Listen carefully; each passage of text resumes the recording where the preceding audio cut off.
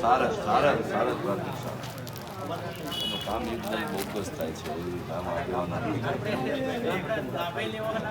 કામવાળા અહીંયા જાય તો કોન્ટ્રાક્ટર જવાબે જતો નથી વ્યવસ્થિત. તો એવું લો તો સ્થળ વિઝિટ તમે કરો શું છે એમાં તાલુકાનો TRP ને કહો અને તમે જિલ્લા બરાબર. તો પછી એના અધિકારી કોણ છે તમને ખબર છે?